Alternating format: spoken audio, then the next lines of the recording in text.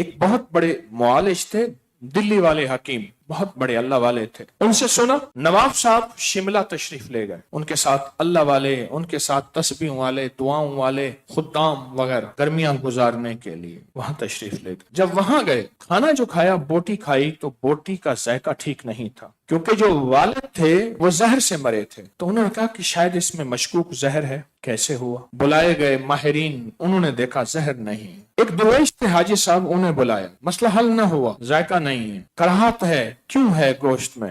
ان سے عرض کیا گیا کہ یہ کیس آپ کے لیے ہے، اس کو حل کر کے دیں. چند دنوں کے بعد انہوں نے سارا معاملہ سامنے رکھا، اپنی کشفی نظر سے دیکھ کے پھر واقعے کی تحقیق کی. پتہ چلا جو ذبح کرنے والا کسائی ساتھ آتا تھا وہ کسی مجبوری سے نہ آ سکا، یہاں کے مقامی سے ذبح کروایا، اور اس نے تکبیرات نہیں پڑھی، اور اس کی چھری تیز نہیں تھی. دو کمی تھی. ذبح کرنے والا پاک ہے ناپاک ہے؟ جو ذبح کرنے والے کو تو نے ذبح کرتے ہوئے پیسوں کی ترتیب تو بنائی، وہ پاک بھی ہے یا ناپاک ہے؟ اس نے تکبیرات پڑھی ہے. کیا تکبیرات ہے؟ بسم اللہ ہے، اللہ اکبر، اللہ کا نام پڑھا ہے. وہ شخص پاک بھی ہے ناپاک بھی ہے.